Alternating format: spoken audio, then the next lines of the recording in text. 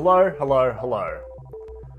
And welcome to Pink Floyd, the only podcast where we watch every movie ever made to see if it syncs up with Pink Floyd's 1973 magnum opus, The Dark Side of the Moon.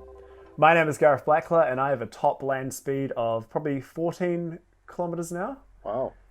And I'm And I'm joined by my buddy James Barron. How are you, and how fast are you? I feel like that's pretty quick. Oh, thank you. Mate, I'm doing great. I couldn't give my land speed velocity on a whim. I haven't calculated that recently. But I feel like not very fast. I'm a fairly fast walker, but a terribly slow runner. This is my You just balance out same speed this is both my times. Curse. I've got one speed and I've got one speed only. You know what else has one speed? No, what's that? The 2008 film Speed Racer, because Whoa. he's the main character. Yeah, it does. One speed. The character, nice, yeah. I feel like your first couple years, you didn't get it. And No, you I did. Explained the joke to yourself. I kind Alright, you got me. Yeah. I had to walk myself through that one. That's alright. Yeah. We're recording like later than usual, but we're doing alright. I've just been to the new mall. Oh. I wasn't going to talk about this on mic. What? There's a new mall. I went there. I had some tofu, like Japanese food for dinner, and then a side of fried pickles. So I'm living that Speed Racer life, I Wow. think. Yeah. I think that's what they'd eat while they were making Speed Racer. Sounds great. Yeah, Yeah. they're chugging like warm milk and stuff. There's some weird food choices in Speed Racer. Yeah.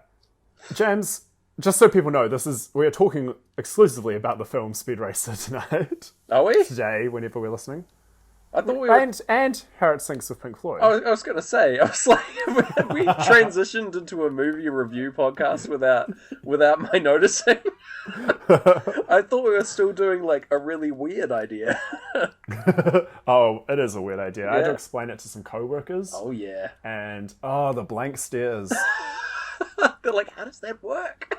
Yeah, they're like, why? Well, we've been asking ourselves since the start, but eventually we're going to find out. I think, with enough movies. That's the true goal. Yeah. We've told people the true goal is to find out what syncs with Pink Floyd, but really it's to find out why we're doing this. It's introspective podcasting, Yeah. for sure. Ooh, I like that. Yeah. James, how did you find 2008's Speed Racer? Well, I said last week that I was quite excited to see it, right? Like, I hadn't seen it before. It's like, I think it's the only, one of the few Wachowski movies that I haven't seen. And, yeah, I'd heard that it was, like, sort of a cult classic, or, like, a cult film, and that, like, it came out, was really, really badly panned by critics. And then later on, people like said it's kind of underrated. Yeah, I'd heard that as well. I enjoyed the film. I think it definitely has some problems that hold it back from like a stunning popular release. But overall, quite liked it. What about yourself? What did you think overall? I'm in the same boat. I think there's a great review I read once for the first Thor movie. That was like, it's neither good or bad. It's as if the good and the bad had teamed up together to battle the sane. And that is definitely this movie. That's a great review for this. Yeah, that transitions really well. Wow. Yeah. Yeah. It's definitely in your face, like, and not messing around at any point. It's committing fully to what it's trying to do, and I'll respect it for that. But yeah, we need to stop beating around the bush and get into like what is going on, why we feel this way, and how all that synced up with a old album. I will say, so for the 3-hour Avatar, I took 3 pages of notes. Wow! Okay. For this 2-hour Speed Racer, I took 6 pages of notes. Whoa! So all right. We don't have to get through all of them, but there is if you're listening to this entirely to know how it ends, that's your clue. Yeah.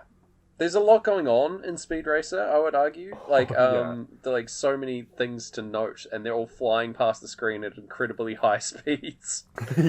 So, yeah, I reckon it could end up being a long one, but we'll see. Unlike Avatar. Like, Avatar had stuff going on, but I feel like it was all really spaced out. So, I feel that. Makes sense to me. Well, Speed Racer, they were really excited because they could use HD cameras. That meant everything is in focus. Yes. And I think that's why Speed Racer is so hard to take in. There's so much happening because, like, your brain does not want everything to be in focus. No.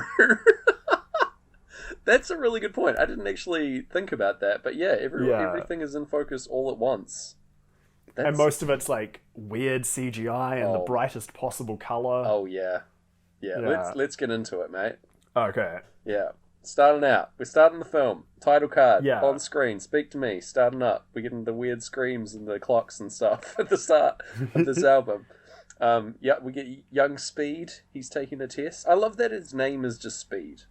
Yeah. First note in this movie is that, all the character names are really weird. Really, really fun names throughout. But, like, his dad's just called Pops. And his mum is just called Mum, I think. She would have had it tough until she had her first kid. Yeah, for sure. Being called Mom. Get an 8-year-old called Mom. Yeah, they don't flash back to her primary school life, but it's just constant bullying. Yeah. Where's your kid, Mom? Oh my god. Ruthless. But yeah, young Speed's taking a test. He can't focus. He's got, like, minor ADHD, I think. Yeah. He just wants to be... And this is a... No, you go This ahead. is a flashback. Oh no. Oh, our two vocal cars almost collided. Woo!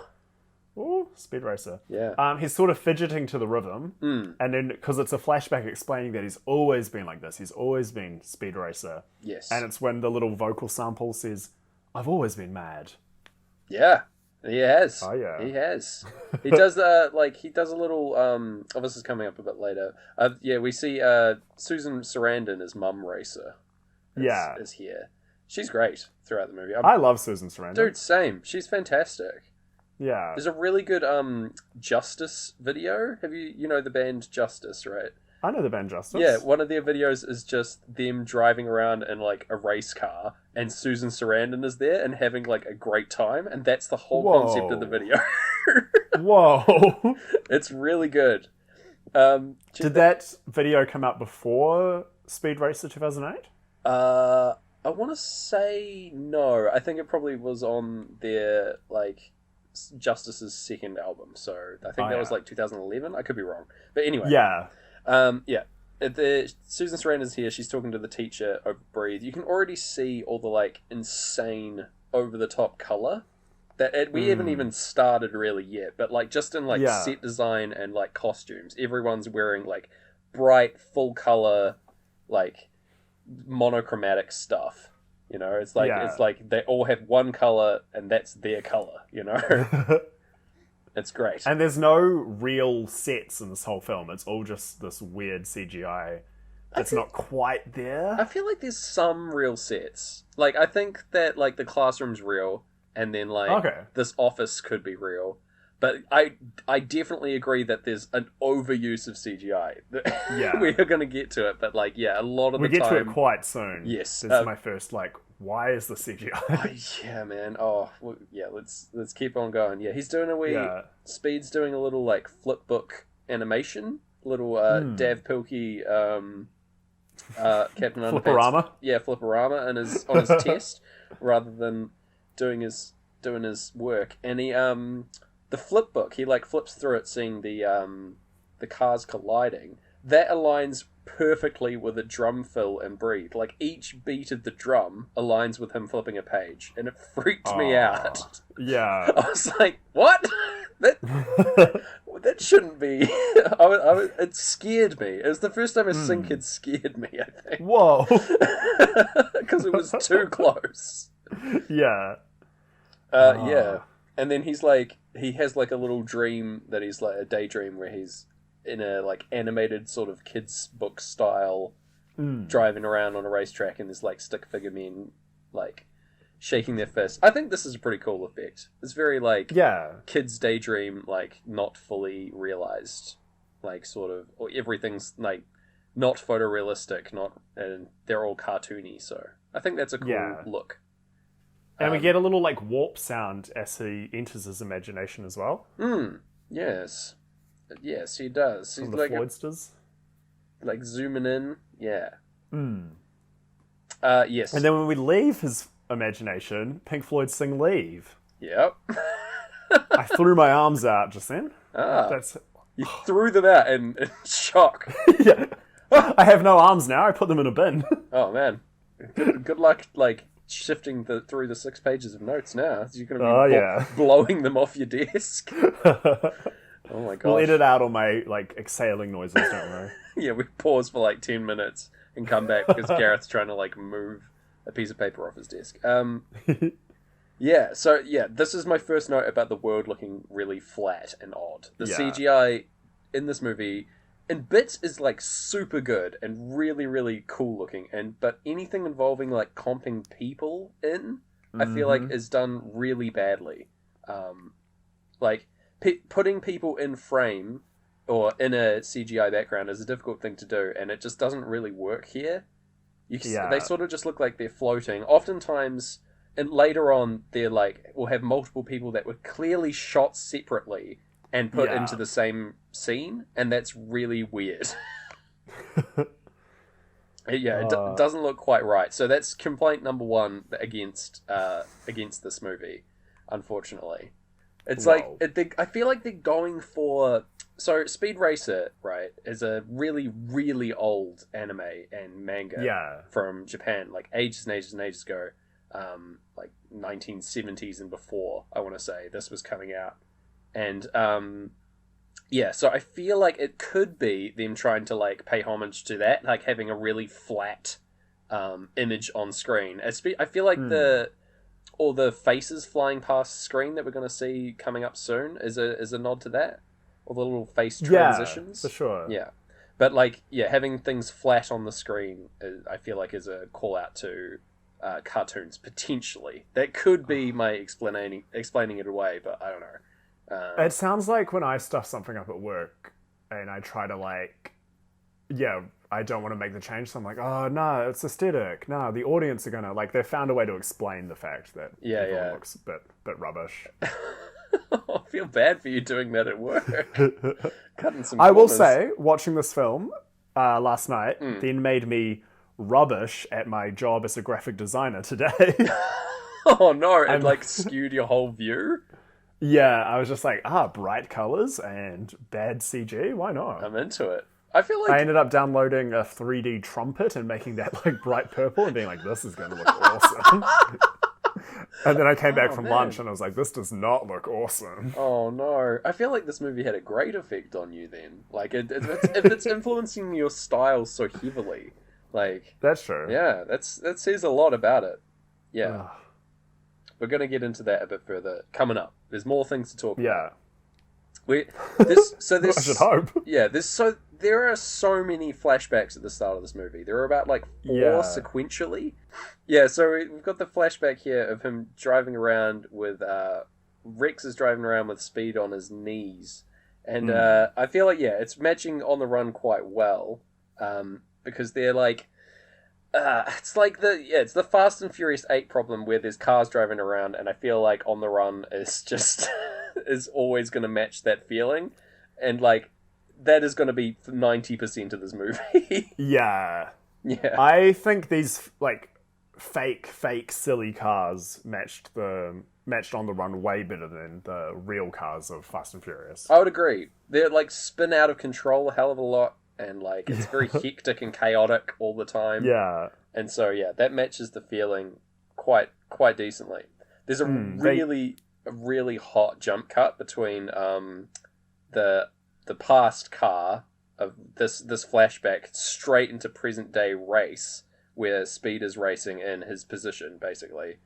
Yeah. And we're at the WRL, the World Racing League, which is just a great aesthetic, honestly. I really love all the different nationalities used in this movie because it's the World Racing League. And so there's, like, commentators from all over the world, different nationalities, like, chatting into these microphones, commentating the race. And also just representation in the film. There's, like, a lot of, like, Australian actors and things like that I caught out. I was like, oh, man, this is really wild to see all these, like, different people talking.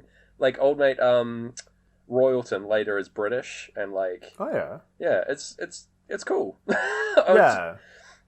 it's like really made the world racing league feel like an actual world racing thing, you know, a big world event that everyone's into. As opposed to most world sports, which are just America. Yeah, true. Yeah, I kind of got like a more like Olympiad vibe, and that like everyone is following this in this universe, and they're all into it. And the fucking crash sound in On the Run does align with a car blowing up, which I'm into. The cars blow up a lot in this movie, and the people are rescued. They get saved by being like covered in bubbles and ejected from the car, and like a little egg. How did I miss that? Oh man, you didn't notice this? Right up my alley. Like the very first car crash here that aligns with On the Run, we get a shot of the guy getting like, his car is like flipping over and he like presses something and then he gets sprayed with this like goo. And then he gets deployed in his wee egg that like protects him. Oh, phew. That makes this movie way less dark. I thought Speed was just murking people. Like, no, I don't think anybody dies except for the brother in this movie. He gets like shot out and into his little bouncy egg. Later on, there's an egg with a parachute, which is also very good. So I'm pretty happy about that. So the clocks go off, and that doesn't really align with anything. No. Except the John Goodman appearing in the film. Which, that's the source for... That wakes you up. Yeah, it does. He was good to see. Like Susan, the mum and dad combo of John Goodman, Susan Sarandon. What a team! Holy moly! Yeah. Like the ultimate parents, out of control. Yeah. Good genetics. Yeah. Whew. Is this also when we meet Sprittle Racer? Yeah, Spritle. I was gonna like. I think it's Spritle. We'll call him Spritle now to appease Sprite, our head sponsor. I feel like Sprite wouldn't want the association. Spritle is Speed's younger brother. I feel like it doesn't really make a lot of sense because like Rex at the time, like he's driving around Speed on the track. They're about the difference that Speed and Spritle are now in terms of age. And so I would say that like spans probably about 20 years between like each child, which is pretty wild. But anyway, fair enough. It's a cartoon logic, so... Yeah, maybe they were kind of all accidents. Damn. Sorry. Did not mean that to sound as dark as it is. It's pretty ruthless. That's good. All right. How did you find Spritle? We do have to talk about Spritle. I fucking hate him, Gareth. Yes. He sucks. He sucks so bad. He like is constantly showing up when I'm trying to like watch the movie. He's a comic relief character, and he is but done to like the nth degree. And it's so weird. This is like my main complaint with the film, and that it's a tonal like mess. Like Spritle is in like a Spy Kids film. He is in like a film made for children, and the rest of the movie going on around Spritle is not a film for children. No, I feel like they added Spritle in late, even though he's in the original cartoon. Yeah, they added him in, and they needed to keep him in so people know it's a kids' film.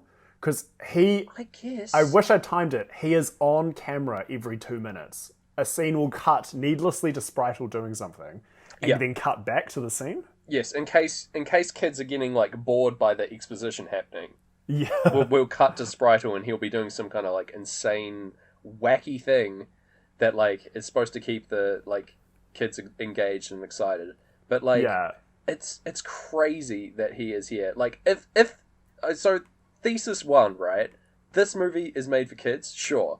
But there is like all kinds of high concept stuff. There's like all like arguments about like economics and mergers and people getting murdered. The shares. And someone gets his finger bitten off. Spritle, I think, flips the bird to camera at one point.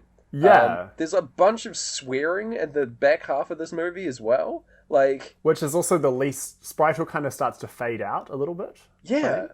It's weird. Like, if that's the case, I feel like it's not appropriate as a kid's film. And, like, by the same token, if we flip it, it's not appropriate as, like, a adult's film. or like a regular film, to have Spritle so heavily injected into this narrative. Definitely like injected as well. Like there'll be a scene where it's just going about and it turns out Spritle snuck in. Like they couldn't figure out how to get him in. Yeah, he's one of his traits is that him and Chim Chim, his chimpanzee companion, who is also part of the cartoon, I assume. He is. They are always, one of their traits is that they sneak in places. They're hiding in the background or in the boot of a car or like anywhere just to like get them involved in the scene. Yeah. No good. Not a fan of Spritle, Gareth. No.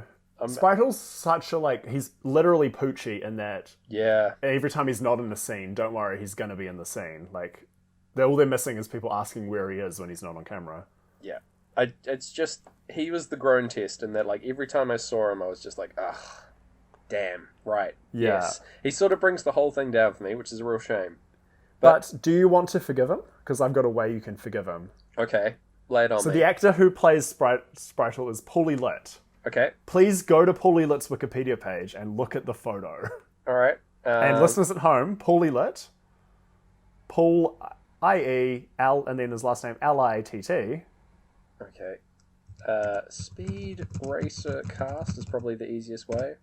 Yeah. I didn't actually listen to how to spell his name. Yeah, okay, here he is. His IMDb page? No, his Wikipedia. His Wikipedia, okay. Born in 95. I hope this is good listening. Okay. He's doing some finger guns to camera. He is, oh my goodness. Okay. This is one of the great podcasts that breaks down a JPEG in full detail. Yeah. Okay. He's on set he's on premiere of Speed Racer. He's on the red carpet, yeah. He's wearing a blazer. He is, in a blazer that's way too big for him. Yeah. It looks like it's made of velvet? Yeah, velvet or velour or something. Yeah, it's really weird looking. Okay. Let's start on Finger Gun 1. He's got a I'd love some sort of chain wristband on. Yes. Tucking from his sleeve. Yep. Either that or he's wearing 2 watches. Yeah, he's wearing 2 watches. Okay. He's wearing a pinky ring, a very thick pinky ring. Very thick ring. He's giving us 1 finger gun. No hitchhiker thumb, that's good to know. Yeah. Let's move over. His thumbs are looking quite small. Yeah. We can't Okay. We can't skip. I was going to pan over to the next hand, but we have to talk about this shirt. Okay. Yes. It looks like it's made out of curtains. Yeah. It's like there's something vaguely floral going on, but it looks like it's been like it's last minute changed to be stripes. Yeah. Either that or it's like inside out. It's very crazy looking. Also, left hand, he's wearing a ring. He's fully married, this boy. Yeah, he's got a wedding ring on. Yeah. Good on him. A massive watch. Huge watch. A big square silver watch. And I think the lining of his suit matches his shirt. Because we can see that no. his sleeve. That's just his like shirt, like his sleeves poking out, surely. Okay, yeah. But anyway, underneath his shirt is wearing... He's wearing like a sweater or something under there. Yeah, a beautiful beige turtleneck underneath a dress shirt, which massive lapels, by the way. Huge, yeah. I feel like he's like taken this outfit from a much larger man. Yes. Just wearing it. Do you think he's like a Benjamin Button kind of person? He could be. And that's why he plays Spritle in such a way, because he's like, this is how they played the kids in the 20s. Aha! Mate, I have no idea. Genuinely, I think he is well acted. I think, like, Spritle is heavily, like, used in the film. I think Paulie Litt does a bloody great job. He nails the tone of what, like, Spritle is going for. He's just in the wrong film. Yeah. You know, he's just constantly showing up, and that's not his fault. They gave him 1,000 lines, and he's bloody putting the work in. Yeah. So I can't blame him. But man, that is a great photo. Thank you for sharing that. That is all good. Woo. He's also gelled his hair and he's wearing a nice smug what's that word? Expression? Yes, his classic smirk. Yeah. Love it. What a guy. What a guy. Yeah. Holy lit, we'd love to have you on the show. Oh my god, if we could discuss your involvement in Speed Racer, how that affected your career, let us know. Yeah. Hit us up. He's moved into production now. He produced right. a short film called The Day I Finally Killed Myself. Oh, okay. The Book of Love, and in 2017 he associate produced and acted in a film called Sex Guaranteed. Whoa. All right. Hey, fully lit. That's pretty lit. Love fully to see lit, it. fully lit. Yeah, fully lit. Yeah, all right. I'm glad we covered Spritle here. I will be talking like more about him later, but a little bit. My notes try and skirt around him as best I can because he he monopolizes the film, and I just can't. Yeah, it's not a lot of fun seeing him. Unfortunately, he is like I say, he is a good actor, and he's doing a good job. But man, that character, hate him. I hate Spritle. Sorry. Me too. I do want to talk about something that I love about this film, and that is this first race. He's racing against the ghost of Rex, who is setting a time on the record for this track here. And he's like doing a Mario Kart ass ghost time trial against his brother. Yeah, that's what it is. Which is so sick. It is like a really, really cool visual representation of that. Generally, I think that the races in this movie are the best part. I think like they're the best CGI in the film by far. This one is great because like all the effects of this ghost fading in and out, and like the car just Speed's car, the Mark V, driving like straight through the other car is really, really nice visually. I'm loving it. It's actually this first like pretty much up until the end of Great Gig or like halfway through Great Gig is like really well done storytelling. Like, yes, it's like 4 flashbacks, but it keeps cutting to the race, so like kids or like people who are there for just for the races get what they want, but you find out like this kind of complicated. So Rex betrayed the family by signing with a big company, but then he started like crashing into other cars on purpose and became like a hated guy. And then he dies, and you don't really like. It's like he died on such a sour note. Yeah, it's like it casts a shadow of the film. It's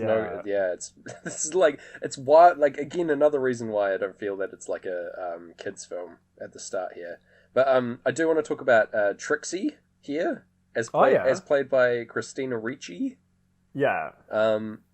She is anime as hell, which I love. Her look here, she's got like the bob haircut and a little pink hair clip in, and I feel like she's just like ripped straight from the anime, and I love that. It's really, really good. There's like she's what they were all trying to do, and she's just nailing it. Yeah, I absolutely. She's what we have a flashback to like young them in class, and like later on she's like having an argument, like defending Speed's honor because they've been friends for so long, I guess. And then there's like the first vocal of Time like aligns with like the background lights around this young Trixie diffusing into heart shapes. Which is a pretty sweet effect. There's like all kinds of crazy over the top effects in this that like make it more cartoony, and like I appreciate some of this just like movie making stuff, that they're putting in. It's a very stylistic film. For sure. They're going for a set style. Yeah, and I'd say they're achieving the style they're going for. Yeah, I would agree. It's a little baffling that that's the style, especially the Wachowskis. They wrote V for Vendetta after The Matrix, but this was their first directed film after The Matrix. Wow. And like this is what they returned with. It's just so interesting. Wild, yeah. It was in development hell for like ages, I believe. Oh, really? Like after the Matrix series was done, yeah. It was just taking ages to get made, and like I guess that explains why they couldn't really settle on a tone, but yeah. Someone gives a bomb to child Speed in a little package. I just think that's crazy. And then Rex, while showing off his guns, chucks puts it in in Speed's beloved go-kart and pushes it away, and it blows up. He could have just thrown it. He could have thrown it. He has the guns for it. Yeah. He could have just hefted into the bloody yard or something, but no, he has to destroy this go-kart. But the song starts rocking out at the moment that he finds the bomb, so we thank him. We thank him for that. We thank him for it. So we're getting the, like, people explaining what happened to Rex now. All the commentators' faces are sliding across frame and being used as scene transitions. How did you feel about this? This is used a hell of a lot, where, like, people's heads are, like, just scanning across the frame. Again, I think this is a nod out to, like, old school anime, where maybe this was used. Like, there's a lot of, like, a very big close-ups in anime of, like, people talking and stuff. But usually I feel like they don't slide across frame. But yeah, how did you feel about this? I thought it was kind of weird. I thought it was alright. I just think it was too impressed by itself. That's why they kept using it over and over again. Yeah, it's used a hell of a lot. There's one shot, like, right near the end of the movie, like, before the very last race, where we see, I think, every character introduced thus far that's still alive scan across screen. Yeah. Which is bizarre to see. I think it was, like, the Wachowskis not having a lot of faith. A lot of this film, actually, the Wachowskis didn't have a lot of faith in how they could direct a quiet scene. So that's why they throw in every, like, spice they can. That's like, bizarre like to that. me. There's and so keep many cutting to old mate. There are so many, like, quiet scenes in the Matrix and stuff, though. Like, a lot of those scenes, like the interrogation sequence in Matrix 1 and stuff, is very quiet. Handled really well. I don't know. Yeah, I wonder why. Maybe they felt the script couldn't lift it, or... Don't know. But then they wrote it. Ugh. Yeah, I think they were just going for, like, the balls-to-the-wall tone. Just, like, everything has to be constantly way over the top. So, I guess that was the choice, but yeah, I don't know. Doesn't really work for me. So yes, we get the brother leaving and then the fall from grace sequence of him, signing with this company and then eventually dying under mysterious circumstances. Yeah. But then, so the announcer says the tragedy, this great gig starts. Yeah. And we get this awesome shot from below of Susan Sarandon's wine glass shattering. Yeah, really slick. I love that shot as well, actually. I only caught that one. I gave it 4 Oscars up. Yeah. Into that.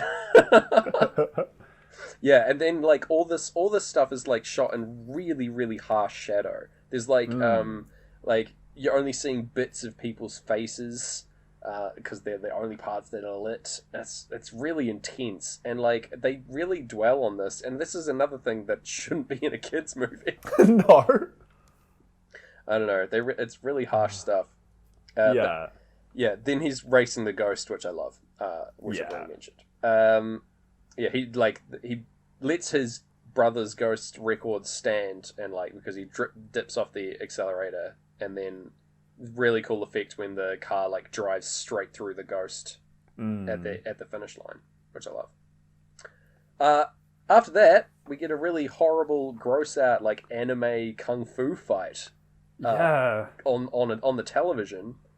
This, I think, is a style of, like comedy animation in Japan, but and then, like, Chim Chim and Spritel replace the characters in there and, like, are doing the Japanese dialogue.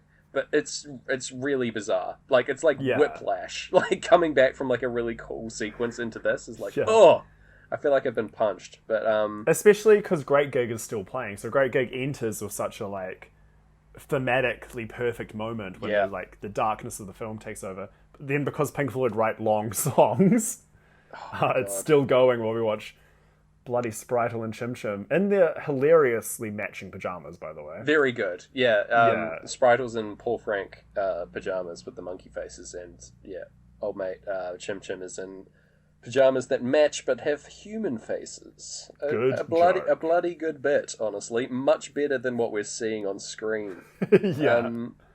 Like, that alone does not make it worth it, but still. We get... but we needed to keep this scene, because then we cut to the breakfast. Yep. And they open the door right on the cha-ching of money. Yes. To Vital. Mr. Money himself. Mr. Money Royalton is here. He arrives in his private jet. I've written in brackets perfect in my notes. It's like, it couldn't have aligned better. He said Roger Ellum is playing Royalton. As you say, he was in V for Vendetta shortly after this. Oh yeah. Yeah, as like a TV news presenter guy who, like a right-wing guy who's like constantly talking about how the government's shit. Okay. He does a great job in that and in this. Like, he's playing basically the same, like, over-the-top character. Yeah. But his delivery in this film is awesome. He's, like, super evil and super great just to watch. Yeah. I thought he was a little better written. Like, his evil capitalism was deeper than the evil capitalism in Avatar. Oh, for sure.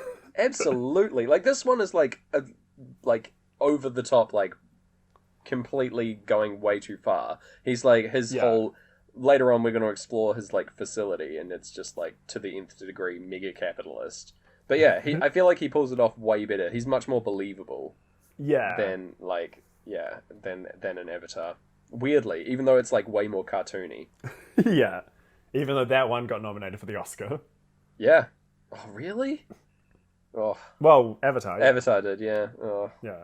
So frustrating. Anyway, he says pancakes are love. How do you feel about pancakes? Thoughts on pancakes? Pancakes, great. Not a great breakfast for starting your day because you're just going to crash immediately. Very true. Much like the vegan donut from last week. It's a dangerous choice to be made. But I agree. Big fan of pancakes. Yeah, good stuff. Just wanted to quickly note that. Just get your thoughts on that. Shout out to pancakes. Hey, shout outs to them. Yeah. Are you trying to make this one of those podcasts where food gets mentioned and then people mail us that food? I don't know how that would work. Would people send us pancakes in the mail? I feel like that's I guess so. Like a weird threat. I don't know what that means. Yeah. I would be so alarmed if a pancake with syrup on it was in an envelope. If someone can pull it off, I'll be really impressed, but also really terrified. Yeah. So he's like, we're talking about, he's talking about doing all this like business arrangement with Speed. It's just everything that he's talking about doesn't make any sense if a kid is watching. So it's just, I get really stuck on this because it's just, these two different concepts are just butting heads constantly in this movie.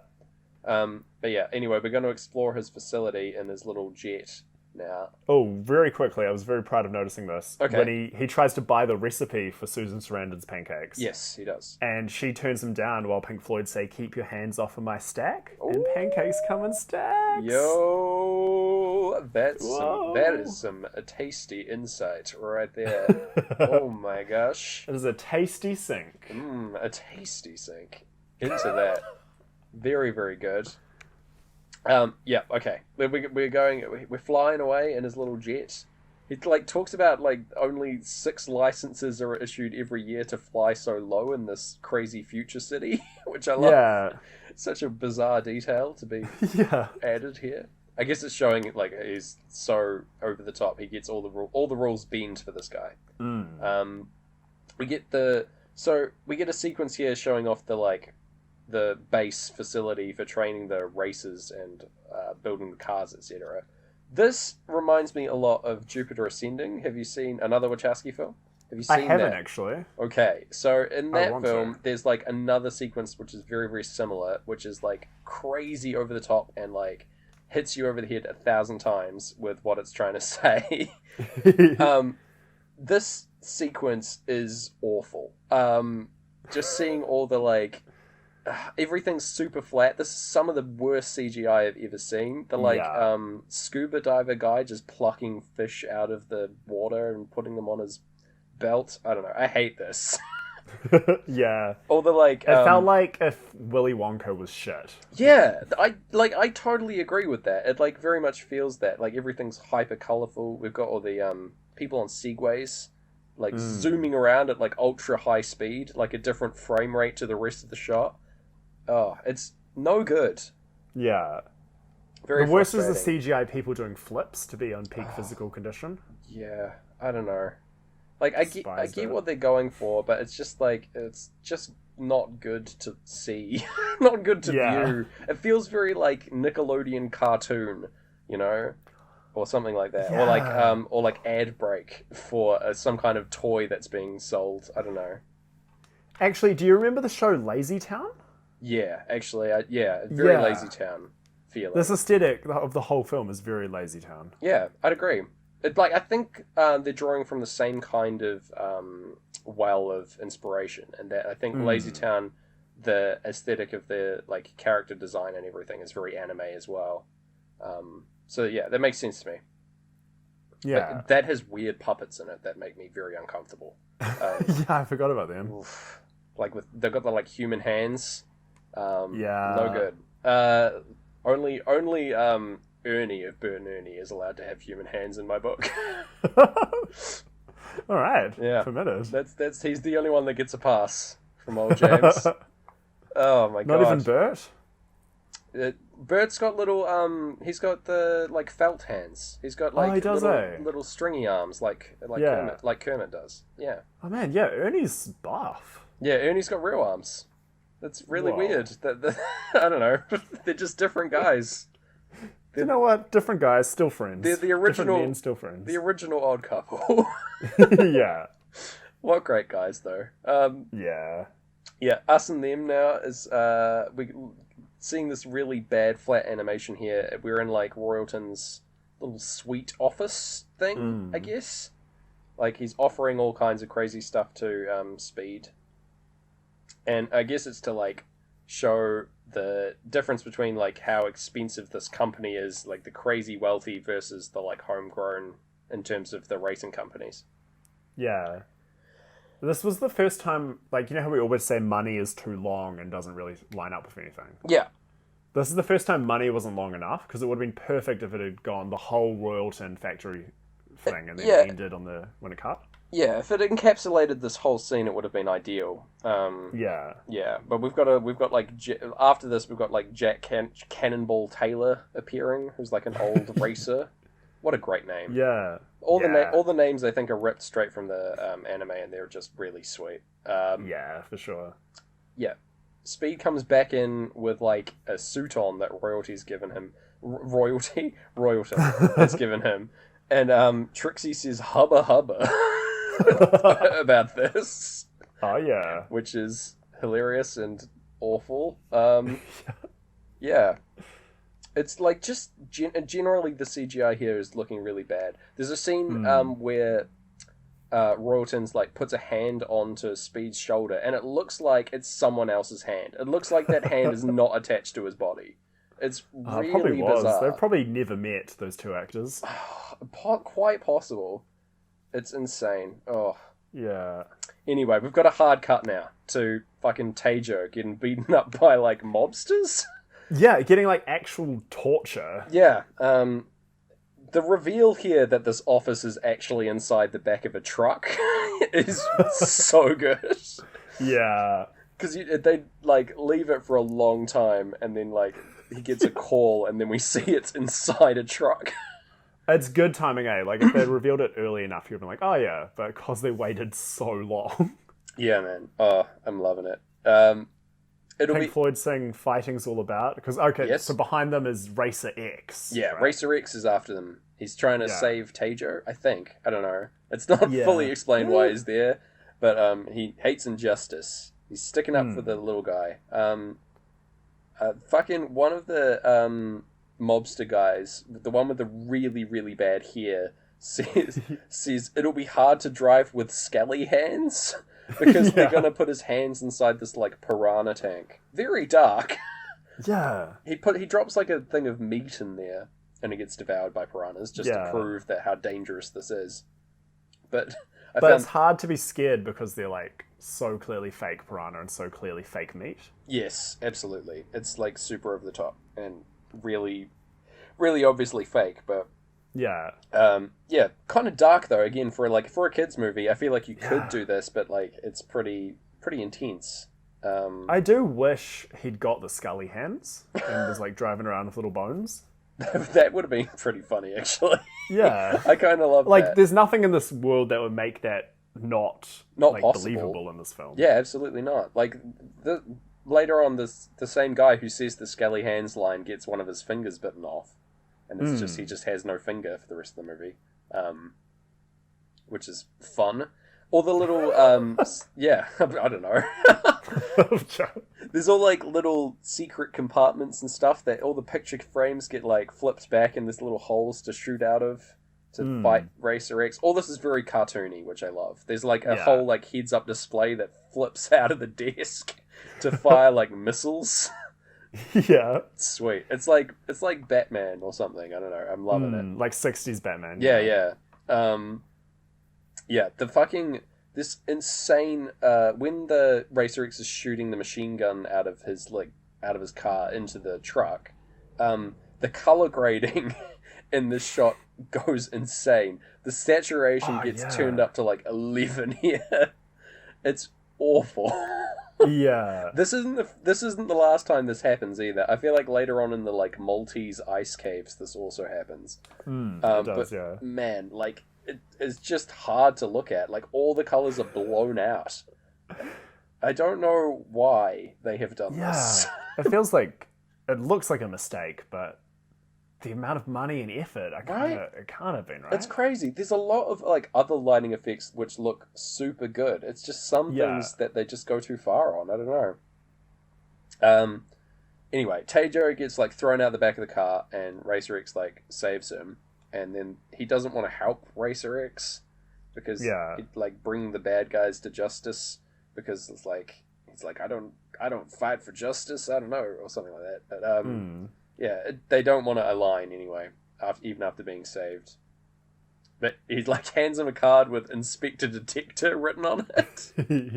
Another quality name. Inspector Detector, another like smash hit secret role in this movie. Kind of love how straight he plays this. He's like the hard-boiled detective and like never gives up on that. Very fun. There's like the next bit is like a really weird romantic sequence with old mate, what's her name, Trixie, and Speed here, which is like completely undercut by Sprite fucking showing up in the boot. Brain damage starts halfway through this movie for context. Halfway through this scene for context. No good. Get out of here, Sprite. No. He's very like Denny in he's super The Room at this point. He's Denny. He's showing up out of nowhere where we just want to move on with the movie. And it's like, get out of here, man. You're the done. Two characters want a bone. If you've got nothing to add, like just go away. That's true. He has nothing to add. He doesn't help at any point. No, he will say something that could be construed as a joke. He like demands ice cream, which is like, this kid's a little stinker. But like, my God, it's like that's it. I don't know. It just sort of ruins the whole moment. I'm upset. I'm sure a lot of people are mad. He's got Denny energy. Denergy. Yes. There we go. Denergy. Top tier Denergy. Up there with the OG Denny, I would say. He's on our Denergy board. Yes. Next to our baddie board. Next to the baddie board.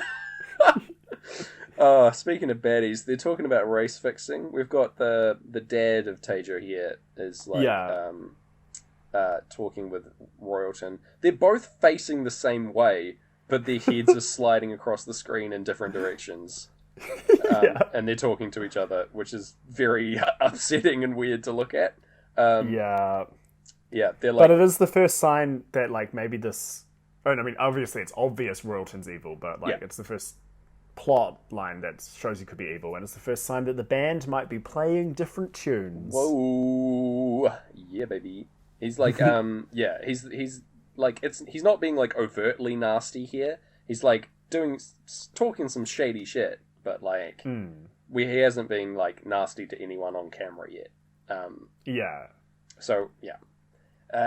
So Speed comes in to decline the offer. There's another really funny shot here of the like secretary's leg just on screen.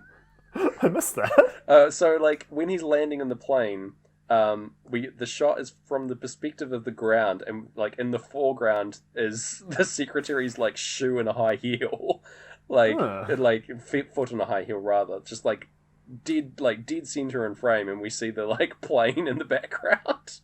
It's really weird. I just thought it was a funny shot. But yeah, he's come to decline the offer, and Spritle is also stowed away here. I've written he will not leave this movie in my notes. He's doing like a candy heist to get the like special candy the most section. Egregious Spritle. It's awful. Later on, he's like roaming around the facility like at an increased frame rate, just whiling out inside on a sugar high, driving that little car around, crashing into segways. And being just a menace. Yeah, like full Denny the Many. Yeah. It's no good. Big Denergy. Yeah, Denergy. We're just saying words now. Yeah, we've lost it. We've lost everyone. If you're still No listening, Speed, he like tells a story about his like his history and growing about after his brother's death. Talking about the 43 pre, and this is where playthrough 1 ends. Yeah. Which so this is the first like quiet moment of the film where the actors are kind of talking to each other like human beings, and it's set to silence, which is again feels like a good sync. Yeah, good stuff. Annoyingly intercut with Spritle's like rampage through this facility, but talking about watching the 43 pre Grand Prix, which like reinvigorated his dad and his love for racing. We're starting back up now. The album playthrough 2. He declines the offer, and like Royalton like flips to full evil in this instant, and like tells a story of his own. Really, really love this guy's delivery here. He's just like hamming it up like crazy, enjoying himself. His he does an evil grin that is in time with the weird grindy noises that start the album. Yeah. A lot like a kind of evil reversal of his of the money cha-ching when we first see him. Because now we first see him. Now we really understand him. Yes. We get there's like a really funny shot. His office has got all this like racing memorabilia in it, and he's got like 5 cardboard cutouts of like the founders of the WRL, but they're like all old ass dudes. Yeah. It looks really, really funny in his office. They're just like, he's got these 5 guys just hanging out with him. Yeah. In black and white, pretty much the only grey things in this whole movie. Yeah, all the past stuff in this one flashback is black and white. And then he's talking about like trading stocks and companies instead. Again, over the head of any kid watching. Over the head of me. Yeah. Yeah. Yeah, it's pretty intense. Like trading knowledge happening here. Talking about merging with other companies and different stocks and bonds changing in value with races. That's what he values over. That's what racing is to him. Is like how he got rich. Basically, is the summation of his argument. He sums it up with the line: "All that matters is power and the unassailable might of money," which is if that's not Pink Floyd like what they're against on this album, I don't know what is. Holy moly. Pretty intense. He reveals that the 43 pre, which he loved so much, was a fixed race, and that the winner was going to win anyway. They'd like discussed everything before going into on the run here. Oof. This is also like they get into some weird kind of editing. Yeah. But like so they cut to the race that Royalton says, like, even if you win, I'm going to start messing your life up. Yes, okay. And I feel like they cut to it so quickly just to get it in time with On the Run. Yeah, they're trying to, like, get races on screen to match with this, if possible. Yeah. That feels intentional, for sure. Yeah, we also see that there's, like, he's bought this, like, engine from that race where, like, a guy spun out and died, but it, like, changed... He made a bunch of money off of that happening. Yeah. And so he's bought this, like, destroyed engine, which looks like an actual heart, and he calls it the heart of racing, which is great. It's, like, the shape of it is, like, angled such that, like, all the ventricles and stuff are, like, pointing upwards like a heart. It's pretty crazy looking. Yeah. If you look at this prop and, like, think about it like a heart, it's pretty well done. Yeah. Oh, good work. Yeah. It's, like, just a neat little touch. But yeah, the like flash forwards here is like something that actually happens. It, like all the stuff that he's saying is coming to pass currently on screen for us. It's like it's just a bit confusing for me. I wonder what it's like for kids. I don't know. It's like it's like, this is going to happen, and we see it happen as he's saying that it's going to happen, which is cool, but, like, it's just, like, it happens too soon, I want to say. Yeah. But, yeah. So we're flashing forward to Fuji, which is the only qualifying race left for the Grand Prix. And it's like a big over-the-ocean race with, like, track hanging in the air. This whole thing is very Trackmania. Do you know that game? Yes, that's it. We've played that game before, yes. you and I. Yeah, Trackmania. Yeah. I'm so bad at it. For the uninitiated, Trackmania is a video game where it's a racing video game where you can build like all kinds of crazy tracks and then put them online, and other people can race on them and stuff. It's pretty fun.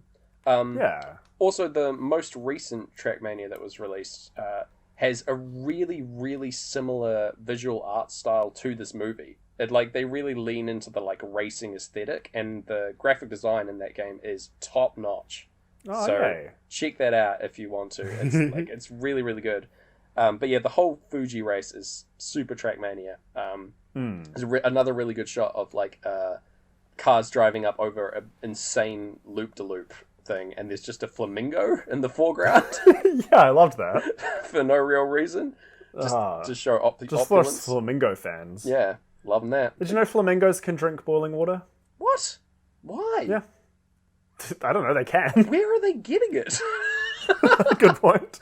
From the jug. Mate, these flamingos and their kettles, what are they about? Guys, just get regular water.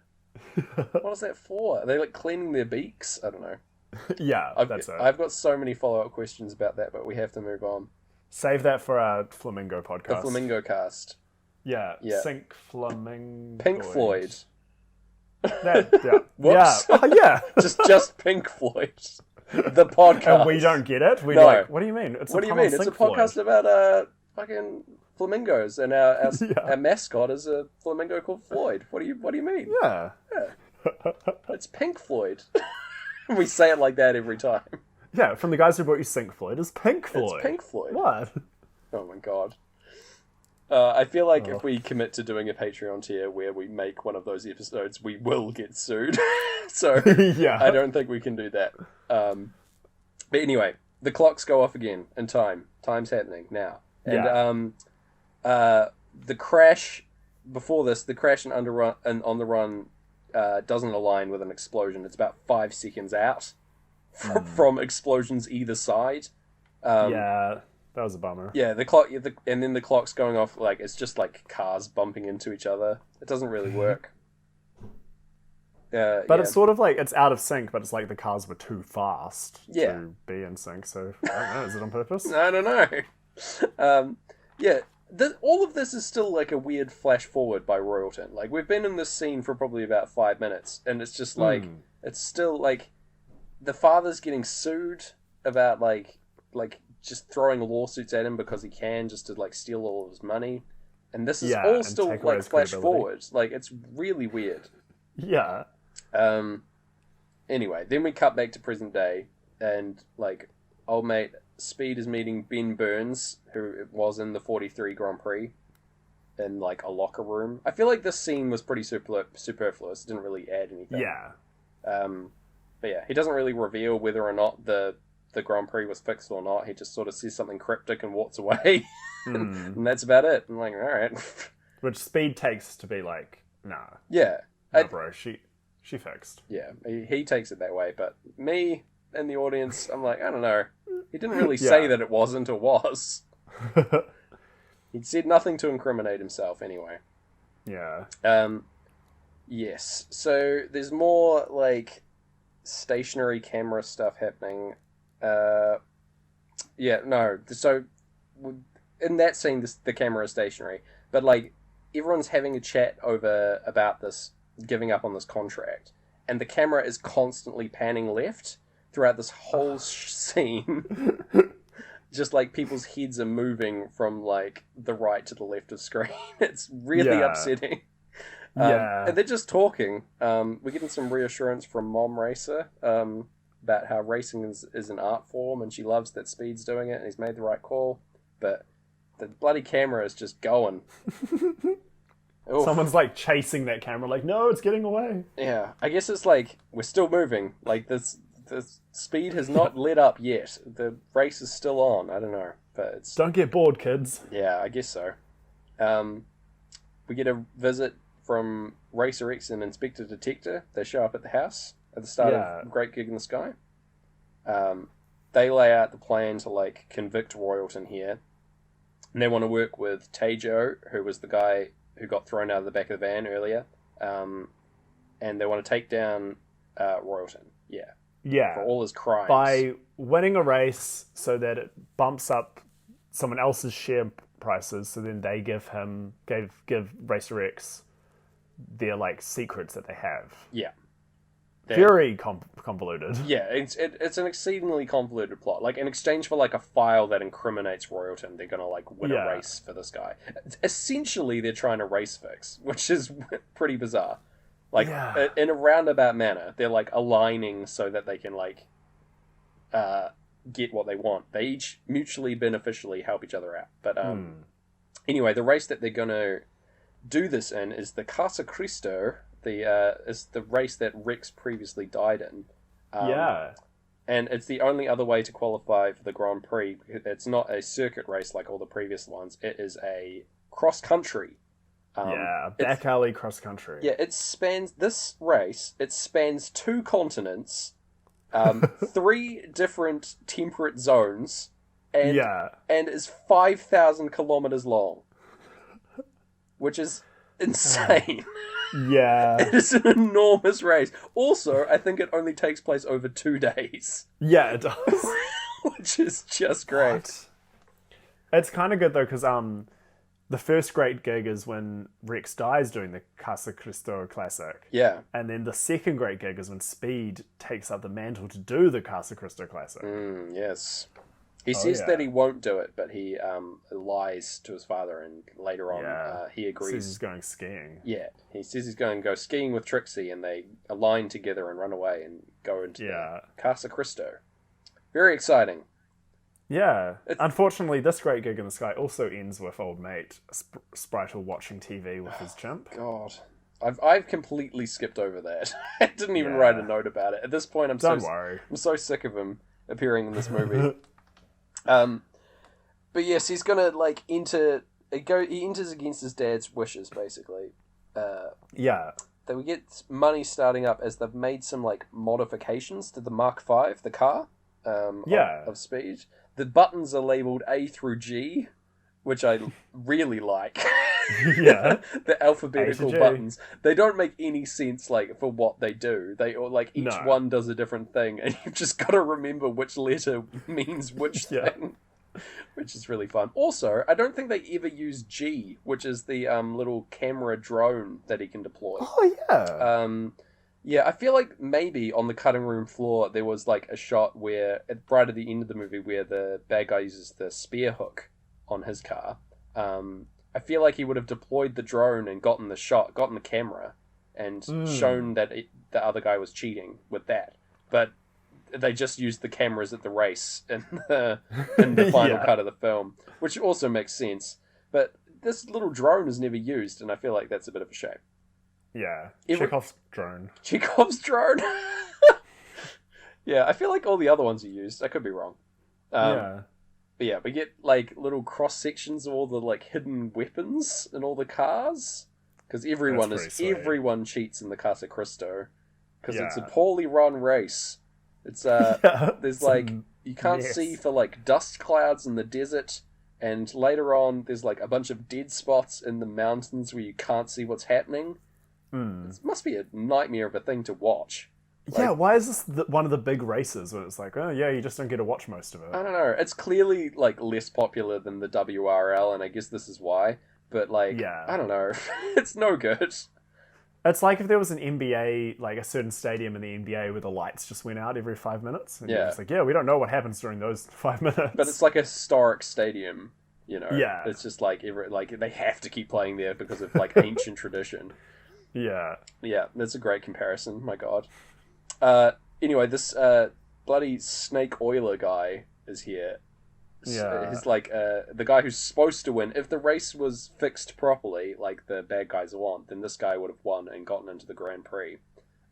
He's got like big evil Brett McKenzie energy, which I really love.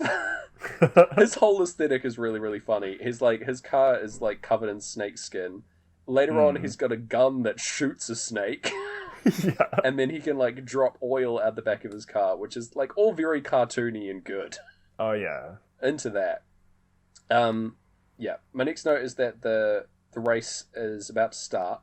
The whole start of this race is very much like a video game. There's like insane, like very hard to follow colors, but like there are all these like infinite archways that they're racing through. It's very hard to tell what's happening, but it's very cool looking. There's also a really badass woman with like a pistol to start this race. Yeah, she's called the Queen, and the race only starts when she sees the sunset, right? Yeah, that's right. I want to know more about her. She's great. We should have get rid of all the sprital scenes and just give this lady more of a backstory, because she's fantastic. Yeah, show her in the back of the car just like spying on everyone. Oh my god, yes. What's she up to? She's like got a little camera in the dead spots in the mountains. I don't know. Yeah. Into it. She knows. She knows all. She sees all. While we're getting this racing, we keep cutting to all the teams getting bribed. Yes. They all these... And the bribery, when they look at all the money, is when the lyrics come back in for money. So yeah. I'm into that. It syncs up. Yeah, that syncs. That's a wee sync. All these creeps that are just so good. Like each of them have like their own vibe and aesthetic that they're going for. The Viking guys are probably my favorite. They're like there's like these three guys that they're all eating, like scoffing their faces with food, and the thing that sells them to like fix the race and attack this team is like a bunch of fur. Yeah, I thought that was pretty great. In a like briefcase. Yeah. They just like, this is really soft fur. We'll do anything for this. Oh my god, amazing. Yeah. Anyway, we've got like the desert chase sequence now. They're duking it out of the desert. Very sickening shot of like the desert dunes flying into our faces. This desert is so the desert from Shakira's Whenever Wherever video. Yes. Absolutely. Like there's an intense wind blowing away. And that's why we can't see anything on the cameras. We can't see any of this blatant cheating that's going on. Us and Them is playing over this, which I feel like doesn't fit that well. No.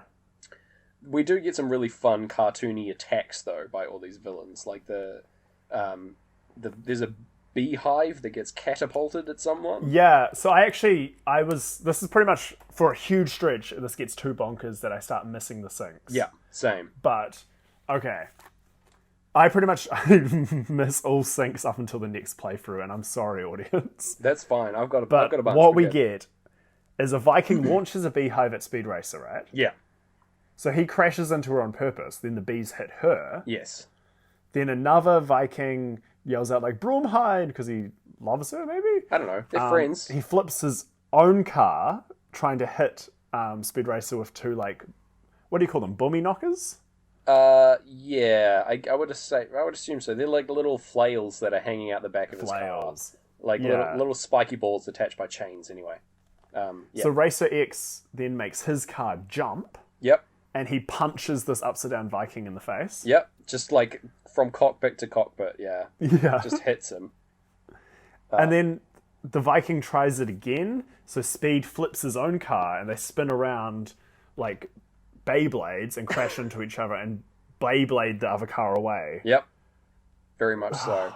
The action is incredibly difficult to follow here. That's a really good play-by-play. But it's I had to rewatch it a couple times to get that. It's pretty intense. Like their cars later on, not even that much later, they like use their cars as like spears. Effectively, they've got like pointed fronts, and they're trying to like just crash directly into the cockpits of the other cars by like jumping into each other.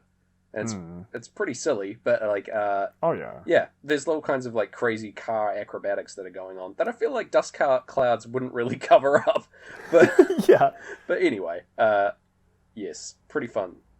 Anyway, there's no argument in that. Yeah, so after all this fighting and duking it out, the end of the first league is upon us, and Snake Oiler and his team are in the lead. The little snake friends are all there. We get like a really fun little montagey bit of just Snake Oiler like celebrating his victory of the first leg and like freeze framing into pictures, and all of these like photos are really funny.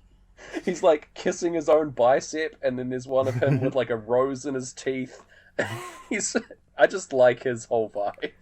Yeah, he's super. It's weird he gets so much screen time for someone who is not going to really play any major part in this film. No, yeah. Pretty soon. He's so villain of the week, but I really, really love him.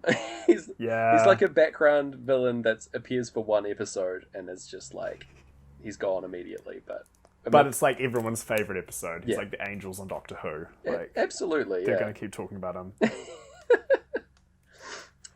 Yes. So Us and Them is still playing here. We're getting some like the lyrics in Us and Them are actually lining up really well with like the shot changes and the conversations between Speed and Trixie, and then later on Speed and his family when they arrive and scold him and Trixie for running away and not being skiing.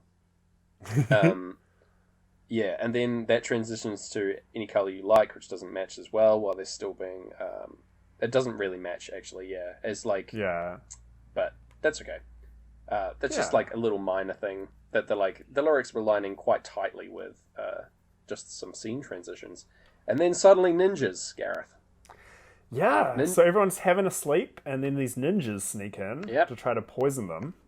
Yes. Oh, the little dangling string with like dripping the drugs into a sleeping person's mouth. Honestly, like really, like I'd never seen that before, but that like makes a lot of sense. It's like it's like a scary way to drug someone, but like man, it's like that's cool. Yeah, a cool spy technique. The other ninjas aren't so clever, and they like literally are just gonna like inject people with like syringes.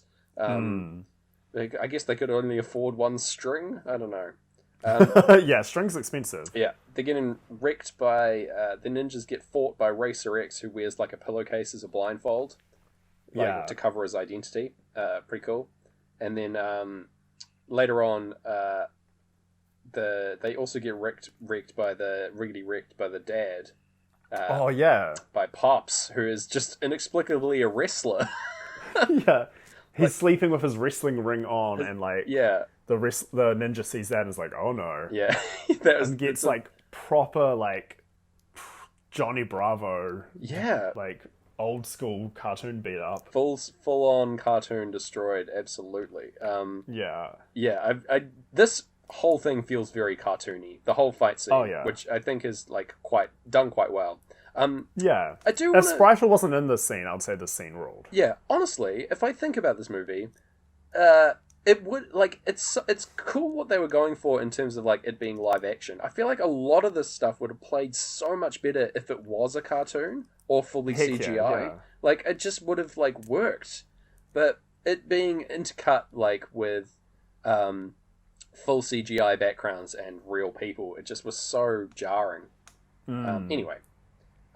Yes, poor Sparky. Also, we haven't mentioned Sparky. He's he's an Australian actor who is always wearing a sleeveless vest, and he is he gets beaten up here. All his arms get like bent around in awkward positions. Not a very good fighter. Fun character though. I like him. He's just so he's not part of the family, eh? No, he's just he's an employee of the dad in their like racing car building business. I think he's because he was there for breakfast. Yeah. So I thought, like, what's going on here? It's just like cartoon family stuff. Like he's not related, but he's a very close family friend, and they're gonna like they all work out of this house, presumably. Oh, okay. So like I don't know, he probably stays there. I don't know. He could be related, but I don't think he is. I feel like Sparky would be who I would be if I was in that crew. Just like not that useful.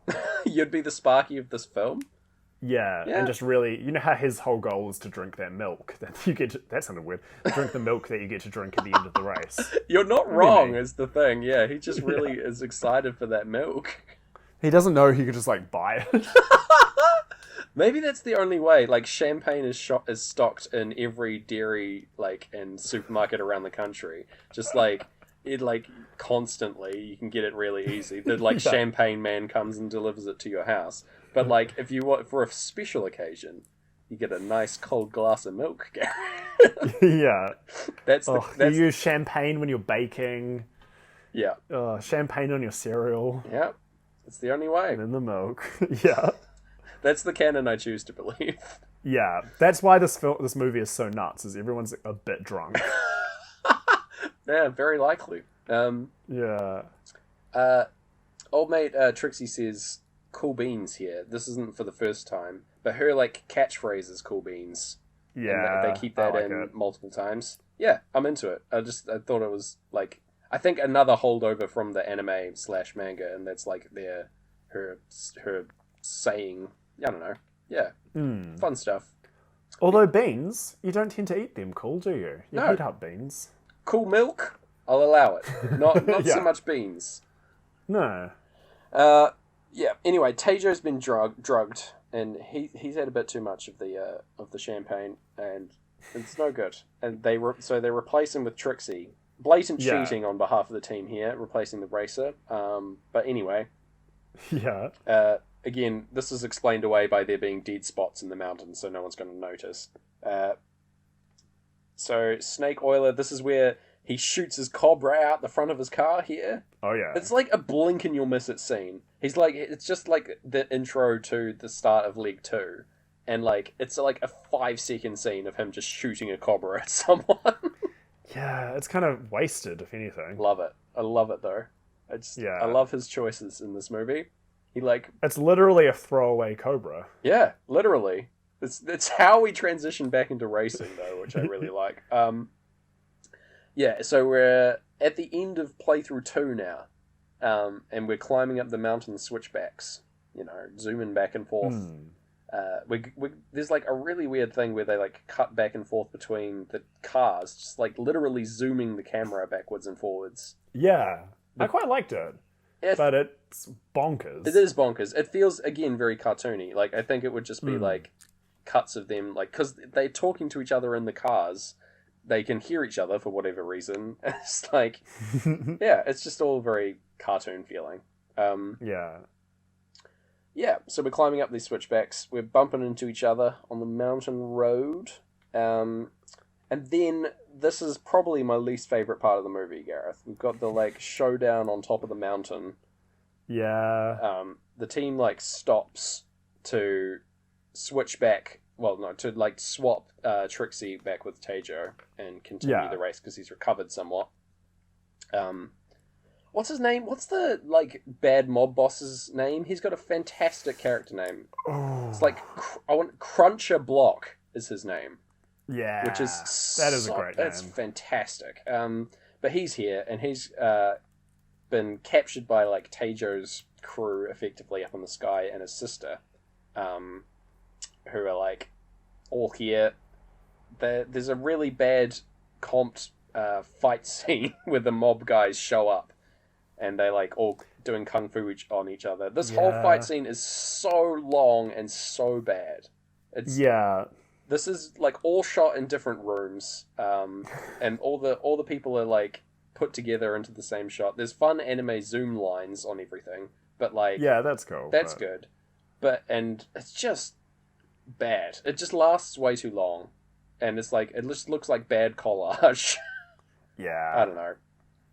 That's so strange because again, The Matrix. The film these guys made. They're notorious. They know how to do a fight. They know how to do good fight effects, and then to follow it up with this, I can see how that would be frustrating. There's one shot in the scene which is just so awful. I have to single it out. There's one shot where Teijo is fighting someone, like he's doing like kung fu on him, and Sparky's just gotten free and in the background, but he is so small. Like, they couldn't get the scale right, and he looks about 3 feet tall. Yeah. It's just bizarre to see. I think they're going for, like, a Scott Pilgrim kind of fight scene here, But it just doesn't land. They want it to be, like, stylistic, but it just, like, looks gross, and it's hard to watch. Anyway, that's all I have to say about that. I've ragged on it enough. We're going into the Maltese ice caves. Yeah. A great thing to have, but over On the Run here. Very intense. The whooshing sounds of On the Run remind them that this is a film they have to do speed racing in, so they go back to that. Getting back to that, which is excellent. I'm excited for that. Yes. The Maltese ice caves, the front of it looks like a big skull, so you know it's going to be bad in there. Yeah. Yes, this is another bit where the like color grading is insane. Yeah. All over the top, washed out, looking a bit bad. I think it looks better than the previous time, and that like we see the like headlights and tail lights of the cars like lengthening out because of the lack of light in here, and how fast the cars are going, and that's kind of a cool effect. But I don't know. He uses his oil trick, old mate Snake Oiler, and Speed goes flying off the edge of a cliff. Yeah. But then he has like sharp wheels, so he just climbs back up. He deploys one of his buttons, and climbs up a cliff face. The commentators are loving this. Yeah. Honestly, the commentators of this film are all really good. They are getting me hyped up watching this race. So shout outs to them, doing a good job. Yeah, and then Snake Oil is like really frustrated and just pulls a gun on him. It starts popping off. But like, so the gun's supposed to be like, oh my god, whoa. But like, he's already shot snakes at him and oil and made him crash. Like, yeah, it's a weird kind of like, but this is the worst one? Well, this could like potentially kill him. I feel like all the other ones, like his car blows up and he gets saved by the egg. But I feel like the egg can't save you if you get shot. It doesn't. The egg can't save you if you get shot. It doesn't deploy fast enough, I don't think. Yeah. Yeah, because we saw how fast it happened in previous scenes. Like back in Fuji when Speed's car gets destroyed, he like goes into his wee egg. So I don't know. But anyway, it doesn't work. And then the clocks go off as Snake Oiler gets like knocked off the edge and his car blows up. And he gets saved in his little egg. Yeah. Yeah. He's parachuting away inside an egg. Maybe I got some sort of like weird hack of this film where like they were like, no, everyone dies. Yeah, maybe. The eggless cut. Yeah. There you go. The vegan cut, we'll call it. Yeah. Of course, that's why I got it. There you go. You're just blotting it out. Yeah. Yeah. Anyway, it's the victory at the end of the race. They're like, it's all done. They won the Casa Cristo, the team. Everyone's stoked. There's a transition here of like the stock tickers, which is quite funny. Yeah. Because it's like Tejo's won a bunch of money for winning the race, and so he has to uphold his end of the bargain now. That's the thing. It's felt a bit like cynical that it's Speed Racer doing his like cool action hero pose, and then we're immediately reminded like, money. Yeah, this was all for money. Yeah. Yeah. He reveals basically he betrays them and he just wants to boost his family numbers, and get out of the pocket of these mobster guys. Yeah. Yeah, very, very Even upsetting. if he had the like secrets, he wasn't going to share them. Yeah. No good. Speed's obviously very upset and goes to do like an angry race with Racer X out on their local racetrack, which is pretty funny. Also, side note, John Goodman for the rest of this movie is wearing blue overalls and looks so much like Super Mario. Yeah, I cannot get that was confusing for me. I cannot get it out of my head. Like like from here on, he's got the big mustache. It's very good. All he needs is like the red hat. But yeah, it's very funny. And earlier, there was a janitor with a mustache who just looked like Waluigi. Oh yeah, he did. Like one of Royalton's guys. Yeah. In the Sprital scene that we avoided, yeah. Yeah, that we tried to black out. Yeah. Oh man. But yeah, he's doing the angry racing. Like this is very much like angry punch dancing, but with cars. Yeah. It's Racer X reveals his identity to Speed. He takes his mask off and it's not his brother. That's Matthew Fox. It can't be. Yeah. It's a different actor. Different guy. Which I thought, like, I mean, look, you're going to get the spoilers anyway, listeners. Yeah. The later reveal that it is his brother after some plastic surgery felt really, like, I was annoyed at that. Yeah, it doesn't make sense. There's no point. No. There's no point for Racer X not to reveal his identity, really, but I don't know. Yeah, you're going to get plastic surgery, but then still, to a face that no one knows, and then still wear a mask all the time? I don't know. Pretty weird. I mean, your plastic surgery worked, man. You're Matthew Fox. You've got a good face. Yeah, absolutely. Oh. I don't know. it's just it doesn't make. He's wearing 2 masks at all times. Yeah. Yeah. It's a hat on a hat. It's like I guess it's the like double twist, and that like you finally find out his identity. And it's like, oh, it wasn't what we thought, but then it was what you thought. I don't know. Yeah. It's sort of silly. It's a cheap trick, and it doesn't really. I don't know. It doesn't land. Maybe that's another holdover from like the old stories, and that like that was always implied but never revealed, or something like that. I don't know. Yeah, I think that was the case. Possible. But yes, it's very dramatic when he reveals his face. And we get the line racing around to come up behind you again, which is just a line in the album that applies to this whole film. Yeah. Yep. Well, Nick Mason from Pink Floyd really likes fast cars, so fair enough. Yeah, and it's often like the keyboardy bits that sync up the best in this, like on the runs and a couple like synth stabs. Yeah, very true. I'm honestly, that makes a lot of sense. That's his wheelhouse. And so he's thinking about the car movies when he's making the album. He's putting it together. Yeah. Maybe he's thinking about 2008 Speed Racer. On the Run, like, seems like it solely came from him. It was like his whole idea and contribution. I don't know. Hearsay, but potentially true. Yes, we get a replay now of like Speed leaving home in Rex's place. Like he's like filling the role of Rex leaving, and like it's shot for shot exactly the same. And Great Gig is playing over this. He has like a heart to heart with Pops. Yeah. They're both proud of him. It's very sweet. Yeah. Talking about like regret, that the dad feels over Rex dying and like pushing him too far and stuff. It's very intense. All this stuff again, too much for kids, but hey. Yeah. Yep. They get to talk about they're reconnecting over the 43 pre comes up again, and then like Speed's like, it was fixed, Dad. Doesn't mean anything. He's like, I don't believe it. Yeah. Pretty cute. Yeah. It's kind of cool because it doesn't matter to him whether it was fixed or not. No, he's so in love with racing that it's like it doesn't matter. It's like so important to him that like he can't. It goes against his religion to believe it any other way. So yeah. And then they both say "I love you," and Pink Floyd say "Whoa, whoa" as the vocals start for "Great Gig in the Sky." Yes.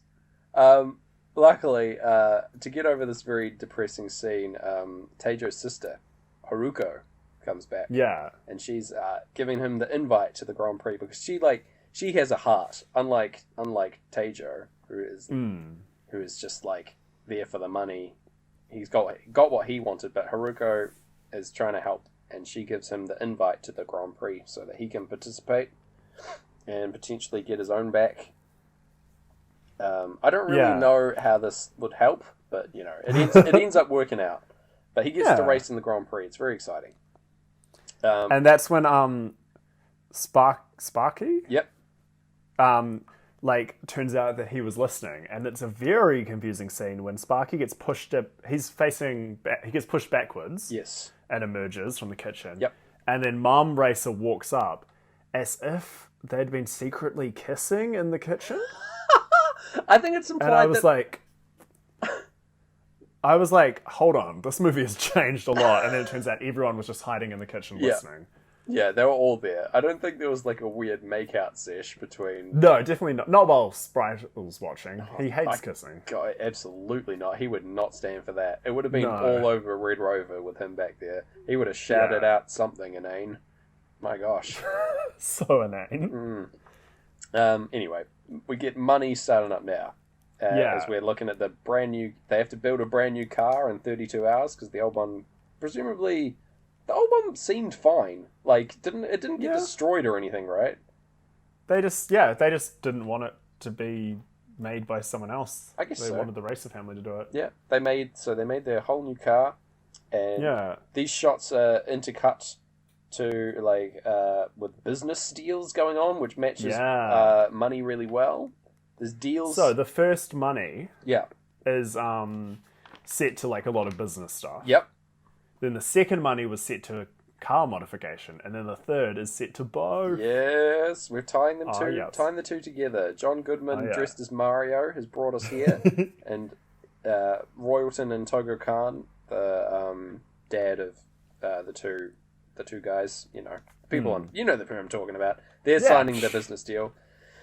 And then we get into like Grand Prix prep as well, like the preparation of the stadium, all the money going into that. There's like a dude painting all the like red and white checkers for the finish line, the like infinite amount of these that there are, which is so good. Right. Oh man, it's just so stylish. The amount of like effort into this final race is astronomical and really cool. We also see Royalton's gaudy new car that he's designed, the GRX. Oh yeah, which is like purple and gold and looks really silly. It looks a lot like. Do you remember the Simpsons episode where Homer designs a car and everyone hates it? Actually, it's that. It does look a lot like that. Very much so. Anyway, that's going to be driven by Cannonball Taylor, who is also inexplicably evil. I think he's just in the pocket of Royalton and has made all his winnings, but through this race fixing. So that's why he's bad. Yep. So the car gets finished. The Mach 6 now, I believe. It's got a 6. Yeah. It's got a 6 on it anyway. And Speed Racer, he's getting ready to race, but every other competitor's out to get him. Oh yeah. They all hate him. You get like more really strange shots of like all the other people like flying across the screen. They're giving him dirty looks. They're giving him like dirty looks in real life. We see like the wide shot of them looking at him walk by, and then a close up of the person's face in the background slides across the front of the screen in front of that, which is so weird. I've never seen that effect before in any film. It's just insane. The commentator says "holy shit" here, and I think the shit is. I missed that. I think the shit is bleeped. Oh, okay. Which is really weird. Again, another really weird thing to have in a movie. But hey. Yeah. I guess he's on TV in context, which is great. Although I'm pretty sure when old Spritel pulls the finger, it gets pixelated as well. Does it? Yeah. Oh, man. I tried to catch what he was doing each time. I thought he was just shaking a fist the first time, but he's definitely pulling the middle finger. But I couldn't tell if it was blurry or not. It happens very fast anyway. Yeah. They probably asked like Spritel just to pull shake a fist, but Paulie lit. He's just gotta. He's playing to his truth. He's speaking his truth. He's he's acting. He's playing the part perfectly. He embodied Spritel in that moment. Oh yeah. Hey! What are your top 2 complaints of this film? What are they? Poorly lit. Because the lighting and the actor. I get it. Very good. Oh yeah, amazing. Well, I'm retiring. Well, do the pod yourself, mate. That's the best joke of the show. Oh, I almost fell off my chair. Oh no, you're right. Yeah, imagine if we captured that though. Oh wow. This podcast will be popular on very different parts of the internet if I just died. My co-host dies and I'm just like dialing 111. My goodness. Oh. If you've recovered, we're gonna continue on. They're installing a spear hook on the GRX, which is big cheats. They aren't allowed to do any of this Casa Cristo nonsense with all the weapons in this race. Oh yeah. This is a legit race. So good, clean fun. Yeah. We also see that Racer X is watching from the stands. Sans mask. He's just he's just watching. I guess he's like incognito. Yeah, like no one knows who Racer X is, and so he's just like a dude at this race. Oh yeah, like a Batman, Bruce Wayne kind of thing. Yeah, quite possible. Or like the reason a ninja always wears the mask is so one day they can take the mask off and be fully like free from that life. Yeah, maybe. Yeah, fair enough. That's what I would want to do.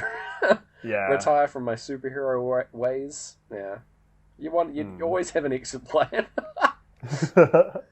That was going to be mine. I was going to fake my death by pretending to fall off a chair on this podcast. Oh yeah, yeah. I was gonna fake my death in the Maltese ice caves, but now that's been done. Ah, that's pretty good too. Yeah. Oh well. Should we both fake our deaths and then re-emerge doing this podcast again? We'll do that before the next episode, I think. Yeah. Yeah. So we get the cold milk reveal here. It's like, I think this is again a holdover from the cartoon, like where like they couldn't have champagne, they couldn't have alcohol on screen because it's a big no-no in Japan, and so yeah, like they love alcohol, but like I don't think it, like at the time for kids it was allowed. You're allowed to have like much more violent stuff. No, actually the opposite. You aren't allowed violence, but you can show sexier stuff, and you can't have like alcohol or drugs or anything like that.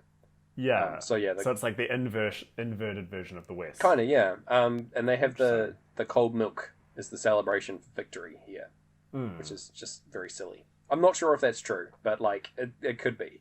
Yeah. Either that or it's your theory about champagne cows. Yes, that's the other very likely theory. Us and them now starting up. The countdown to the final race is beginning, and I think they're in another language. The countdown person. I think it could just be all the numbers are different languages because she does say 10, and then like all the way down it's a different number in a different language, which I think is cool. Like another world racing thing. Yeah, another nice touch on the world care about this racing. Yeah.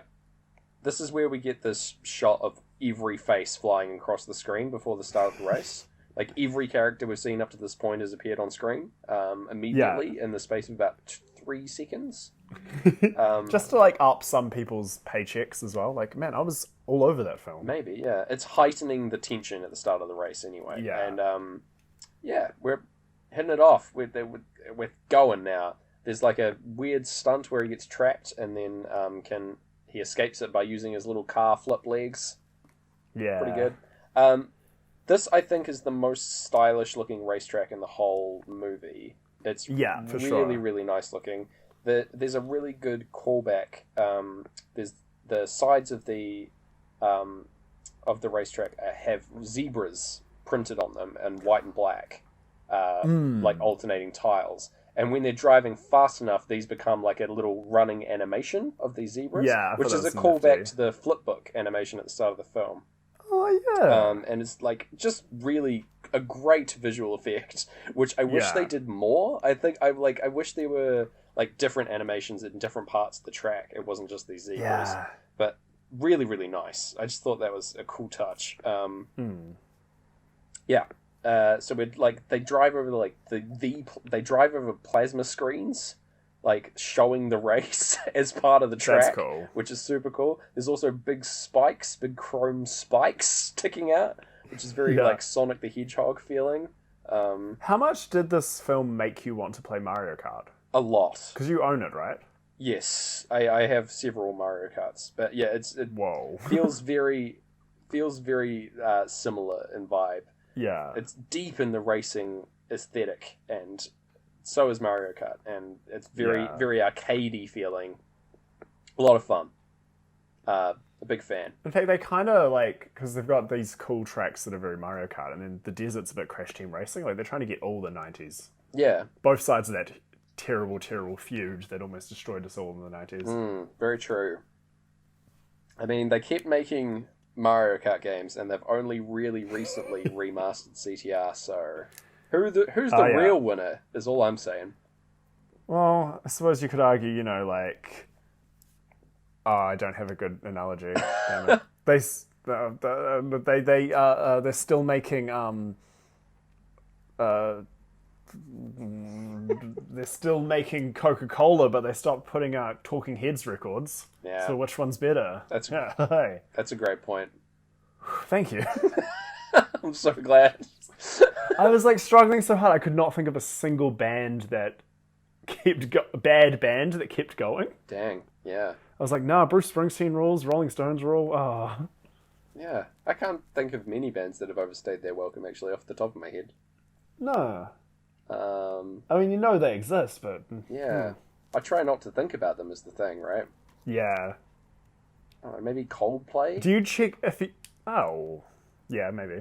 Do you, like, if you've gone off an album or 2 albums of a band, do you still check in on their new work? Or do you just like, nah? Most of the time, yeah. Oh, that's good. Like, that's good. If they have some bad albums, like, I still give them the time of day, like, to come back, you know? Oh, okay. That's awesome. Yeah. I like to think I do that, but in practice, I tend to, like, if they lose me on one, I tend to kind of just go like... You drop them like a stone. Yeah, I don't tend to like skip an album and then come back for the next one. Yeah? Thinking of like, just looking at my record collection. That's fair. I think, yeah, if I do like drop them, it's usually for a reason, and then like it'll come back. If they come back with more stuff, I might give them a chance, but if like I will... If I do like this stuff, but if the thing that has happened is too egregious, I'll just drop them. So yeah.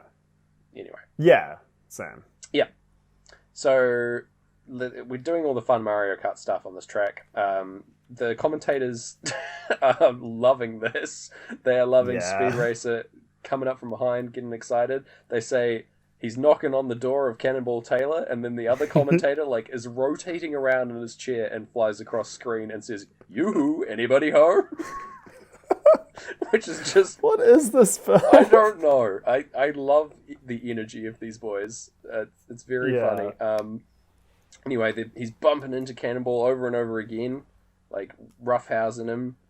He's talking some shit as well, Speed is. Like, saying, "Get this weak trash off the race. Get out of here." Anyway, and then Cannonball spear hooks him. He uses the thing that they installed, cheats, and like locks their cars together. And then this is where Speed like flips both cars, showing the cheat to the camera. Yeah. Again, could have used the drone, but hey. Oh well. And then his car won't start back up. He's like stuck in this like weird little basin bit. I think Cannonball's car's just destroyed and he's out. He's like been deployed in his egg. He's done at this stage. It's a bit... Yeah. And Speed's just like remembering all the good times he's had with cars and his family and stuff. He's trying to and then that's enough to power his car. Yeah, he's trying to figure out what the car wants. It's doing it's the like use the force moment of the movie. Oh yeah. And then he's like racing off again. The tail lights are like zooming out behind him really, really far. Really cool effect here. Yeah. He literally gets the like blue flame Mario Kart thing happening, coming out of his tires as well. This is like a direct call out to Mario Kart. We get little flashbacks to everyone's words encouraging him. Also a really cool visual here where there's like a really echoey synth trill in Any Color You Like that happens. And then like the visual is like the racetrack blurring into like liquid underneath the car as it drives over it. I just think that's like very Pink Floyd-y and good. Oh yeah. Like imagine if this was liquid. Imagine. We've written a whole album about it. It's called The Endless River 2014. Do you know how they did that effect? It was with James Cameron's green liquid from Avatar. Of course. Yeah. The green screen to liquid. That's like, he had to give it all to them, and that's why he spent so long with Avatar 2, is he had to, he'd already accidentally spilled it all. Yeah. Speed Racer. Yeah. The water budget had gone to that, unfortunately. Yeah. None left for Avatar, or Avatar 2. Oh, so disappointing. Anyway, the final two cars are like neck and neck back at the front of the race. They're spinning all over the shop, and then they're flung into the sides, and everyone's stoked. Everyone's really excited. He drives through an explosion. They're like, the final part of this race is actually really, really good, I think. They're like, there's like a wormhole that appears through the explosion, and then it's like the checkered flag. The checkers of the finish line just make this huge like circular pattern on screen that he's driving through, and then his car is like being like stubbed out like a cigarette, like on its like front fender in order to come to a stop.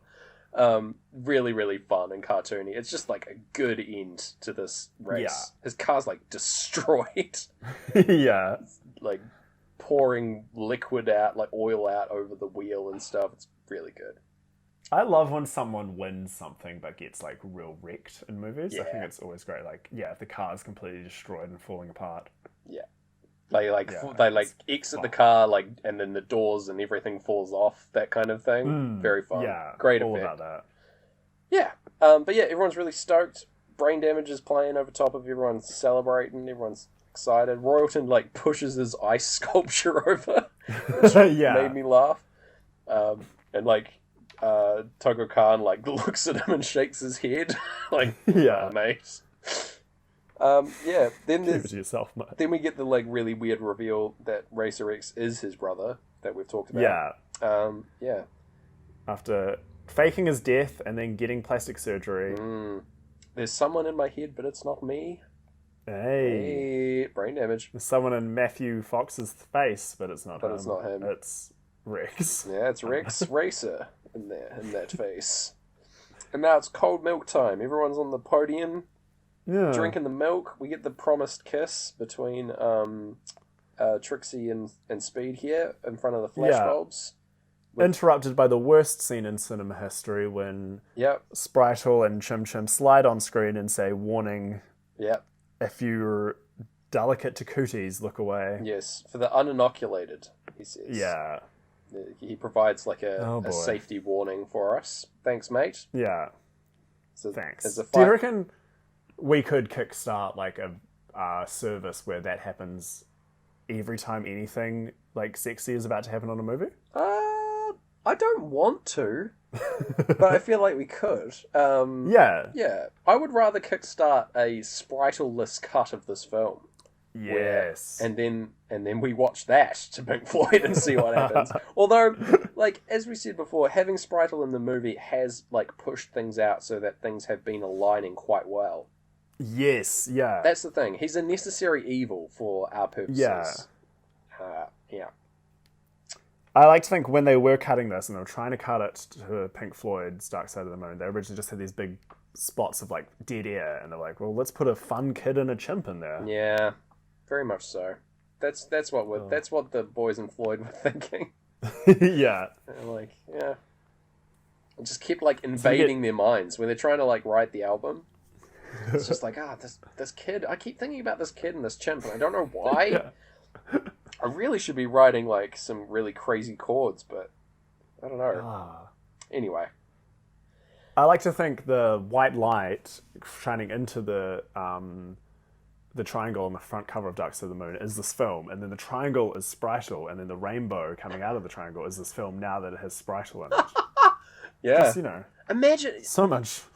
Yeah. So much more. Without Spritle, this film would be, like, I imagine it would be shot, like, completely differently. We wouldn't have the, like, saturation effects or anything. Everything would, it would just look like a regular, like, drama. Like, David Fincher directed movie or something. Imagine the cut of Speed Racer that's all, like, gritty like that. That'd be wild. Yeah. My goodness. Anyway. He definitely wouldn't be named Speed, last name Racer in that version. Yeah, unfortunately not. It would be a lesser movie. I've got to say, Spritle, you've won me over. You're a necessary part of the film. I don't like you, but I will abide you. Yeah, and we all love your fashion sense. We do. Yeah, worth it for that alone. Yeah, we got to finish the movie. Eclipse is playing. As Spritle, he raises the enormous trophy above his head, claiming the victory for his own. Because he's won the film himself. It's been the Spritle show. And then we get little epilogue news headlines wrapping things up. Old mate is going to jail, Royalton. There's the judge comments, cheaters never prosper. Yeah. Which is pretty funny. And then, credits with a lot of chimp imagery. Yeah, so the credits come in exactly when the lyrics come in for Eclipse, which is great. It's not then... No, you go. What was that? No, it's not a perfect sync with the end of the album, unfortunately. No. It's pretty close, but yeah. But it's not the Avatar thing that we had happen, so... Nah. But Pink Floyd then let us enjoy the end credits, which is just every shot that had Chim Chim in it again. Yes, with everyone else edited out around him. Yeah. Yeah, it's just monkey footage. Cut over like insane kaleidoscope imagery. Yeah. That's how they should have built this up with like a Chim Chim subtitle thing that's like, I wish you were all gone and this was my movie or something, and then that would make sense. Wow, yeah. Very intense vibes from Chim Chim. I wonder what he's been thinking this whole time. Yeah. Well, the actor who played Chim Chim bit Spritle. Really? Yeah. Oh no. A monkey bite. And that's why this film didn't get the no animals were harmed ratings, because what? Apparently then the trainer accidentally hit Chim Chim for doing that. Oh no. Yeah, a bit dark. Yeah, a bit dark. Yeah, so you kind of get the idea that maybe Chim Chim hated everyone. I mean, yeah, it must be tough for an actor chimpanzee in general. Yeah. In Hollywood. I'm glad they do them mainly as CGI now. Yeah. Yeah. It's a strange choice to have everything CGI and not Chim Chim.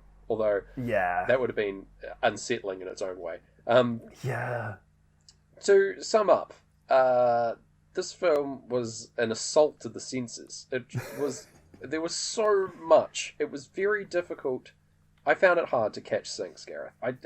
We did well. There were a lot, and things aligned very well. But man, it drained me. Yeah. I watched it in chunks. I watched it in probably album-length chunks. Oh yeah, for over a day or two. I would advise that as well. If as a watch method, I think that would be the way to go. You need to take breaks. It's a 2 hour, 15-minute film. And I watched it once yesterday and once today. One with Floyd and one without. And oh boy, man, it was a lot. It was a lot to take in. But overall syncing. What are you thinking? I think it's... Oh, that rhymed. I loved it. I think it was... I felt good about it. I think it syncs quite well. It was surprisingly good in terms of I'd like to read you a quote from Roger Ebert's review. Okay. Speed Racer is no commercial avant-garde film unless you consider laserium shows of Pink Floyd's Dark Side of the Moon to be cutting edge. Whoa. Wow. So even Roger Ebert thinks this would sync up with Dark Side of the Moon. There you go. I'm inclined to agree with the man himself. And I kind of want to rate it out of 4 like he does. But I will refrain, just to keep our rating scale pure. Yes, I think I would give this a 6 out of 10, I would say. Oh, what? Really? Yeah. What are you thinking? Oh, this is our first ever disagreement. Oh, wow, okay. Yeah.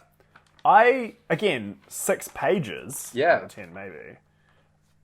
We had, tragedy coming in for Great Gig in the Sky. We had a lot of good on the run. True, actually. The money when Mr. Money enters, and then his laughter kind of being echoed by the grinding at the start. All 3 great gigs, and the fact it almost ends on a perfect play. Yeah, it's pretty close. I'm putting this up. I was going to say 9. Whoa, okay. I think 9 is a little high. I feel like Spritel is tainting my experience a lot.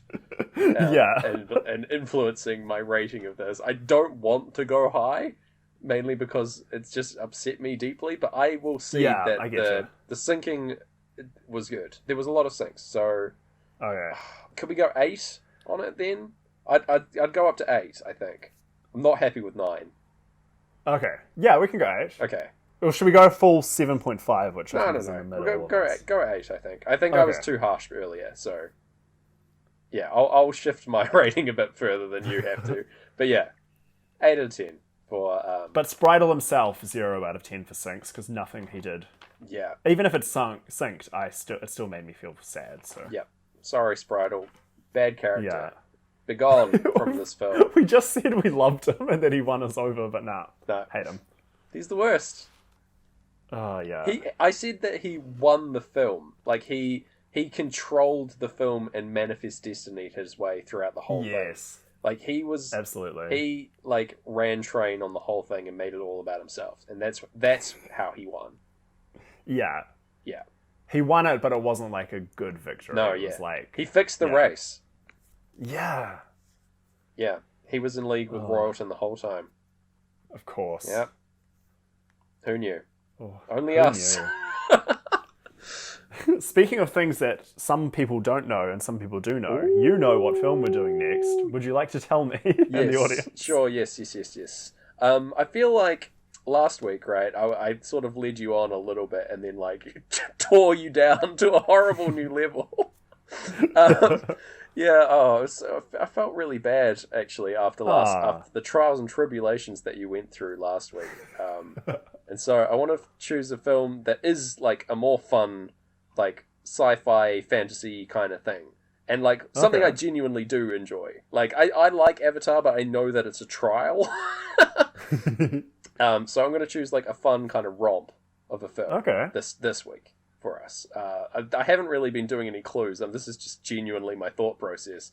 We're going to go for the movie Hitchhiker's Guide to the Galaxy. Oh, yeah, the remake to the series, the classic series by Douglas Adams. I don't know when the movie came out. I haven't looked that up, but no, it was a divisive film in its own way, but I think it's going to be a lot more fun of a watch. So yeah, fun. Yeah, I reckon just seeing some of that cool stuff happening while like we hit Dark Side of the Moon is going to be a hoot. Yeah, exactly. 2005 is when that movie came out. Okay. Yeah. Cool. All right, so look forward to that next week, listeners. Until then, you can follow us at syncfloydpod. You can on Twitter. You can send us an email at syncfloydpod@gmail.com. Find us on YouTube. Find us on Spotify. Do all that good stuff. Yeah. Yeah. I've been Gareth Blacklow. And I have been James Barron. We'll see you on the dark side of the... Oh no, a bomb! Look out, James! No, dark side of the moon!